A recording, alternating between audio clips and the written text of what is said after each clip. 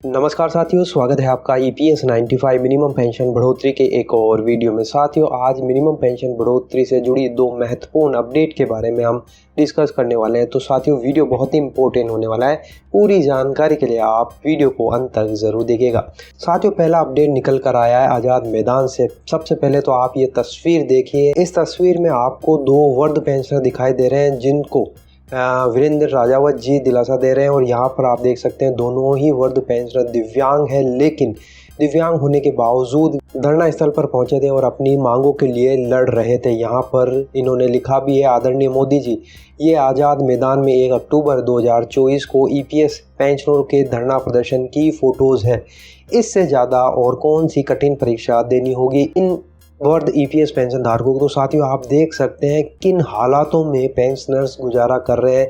1100-1200 रुपये इनको पेंशन मिल रही है। आज इनकी ये हालत है कि ये अपना मेडिकल और अपना खाना जो महीने भर का होता है वो भी इन पेंशन से नहीं पूरा कर पाते हैं। लेकिन साथियों, इतनी मार्मिक दशा होने के बावजूद भी सरकार का दिल नहीं फसीता है और लगातार आश्वासन देते रहते हैं और पेंशनरों के मुद्दों को आज तक टालती आई। लेकिन साथियों, ये आज़ाद मैदान से बहुत ही मार्मिक तस्वीर थी जो हर किसी को रुला देती है। साथियों, ये वाकई में बहुत कठिन है, लेकिन सरकार को इस ओर ज़रूर ध्यान देना चाहिए, क्योंकि साथियों इस उम्र में और इस पड़ाव में, इस पेंशन में और जंग लड़ना, सरकार से लड़ना वाकई में काबिल तारीफ है। हम इन पेंशनरों के जज्बे को सल्यूट करते हैं, लेकिन साथियों सरकार को देखना चाहिए कि आज किन हालातों में ईपीएस 95 के पेंशनर पहुंच चुके हैं। तो साथियों, ये एक अपडेट थी आज़ाद मैदान मुंबई से। साथियों, दूसरा और महत्वपूर्ण अपडेट निकल कर आ रहा है। आज़ाद मैदान में धरना प्रदर्शन होने के बाद में कमांडर अशोक रावत जी ने अपना एक प्रेस रिलीज किया है, जिसमें उन्होंने आज़ाद मैदान में क्या हुआ और आगे के बारे में क्या होने वाला है जिसके बारे में प्रेस रिलीज किया है। तो साथियों, यहाँ पर आप देख सकते हैं प्रेस रिलीज में ईपीएस 95 पेंशनरों को आज़ाद मैदान में धरना, चुनाव से पहले मांगों की सुनवाई की अंतिम चेतावनी। 8 वर्षों से लंबित मांगों पर अब तक नहीं हुआ कोई ठोस निर्णय। विधानसभा चुनाव से पहले सरकार को पेंशनरों को की चेतावनी। डिटेल में लिखा है, मुंबई 2 अक्टूबर 2024। महाराष्ट्र के हजारों ईपीएस 95 पेंशनरों ने आज मुंबई के आज़ाद मैदान में अपनी लंबित मांगों को लेकर एक विशाल ध्यान आकर्षण आंदोलन किया। इस आंदोलन में महाराष्ट्र के साथ साथ गुजरात, उत्तर प्रदेश, मध्य प्रदेश और छत्तीसगढ़ के करीब 6000 से 7000 पेंशनरों ने हिस्सा लिया।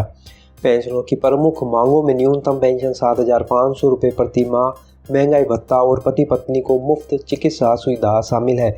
ईपीएस 95 पेंशनरों की ये मांग पिछले 8 वर्षों से लंबित है और इस दौरान कई बार संसद में सांसदों द्वारा इसे उठाया भी गया है।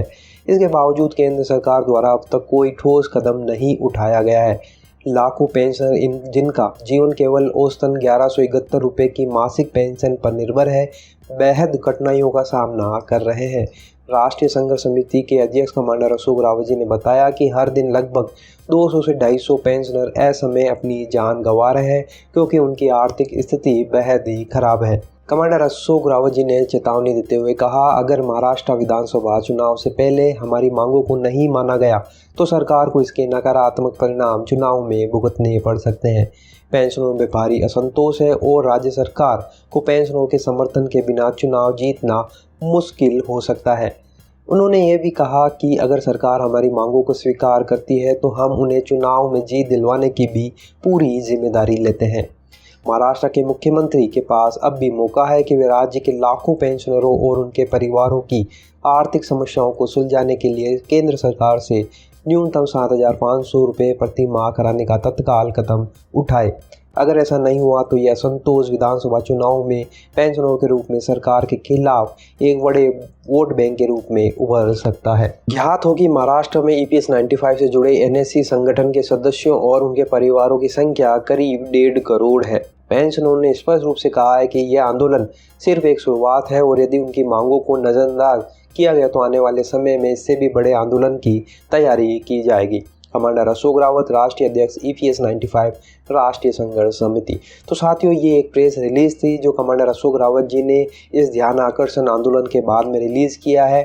तो साथियों बहुत ही बड़ा ये धरना प्रदर्शन रहा था। इसमें हजारों की संख्या में पेंशनर उपस्थित हुए, देश भर के कोने कोने से यहाँ पर पेंशनर्स उपस्थित हुए। साथियों अब देखना होगा कि सरकार अब किस तरह से इस पर संज्ञान लेती है और कब EPS 95 पेंशनरों को राहत मिलती है, उनकी मांगे मंजूर होती है। तो साथियों ये दो महत्वपूर्ण अपडेट थी EPS 95 मिनिमम पेंशन बढ़ोतरी को लेकर, जो आज के इस वीडियो में हमने कवर की। आपको ये वीडियो कैसा लगा, ये अपडेट कैसी लगी, आपकी राय कमेंट बॉक्स में ज़रूर बताइएगा। NSE के प्रयासों को आप किस तरह से देखते हैं, कमेंट बॉक्स में ज़रूर बताइए। वीडियो अच्छा लगा तो लाइक शेयर कर दीजिएगा। इसी तरह की अपडेटेड इन्फॉर्मेशन प्राप्त करने के लिए आप चैनल को सब्सक्राइब ज़रूर कर लीजिए। तो फिर मिलते हैं, तब तक के लिए अपना ख्याल रखिए। जय हिंद, जय भारत।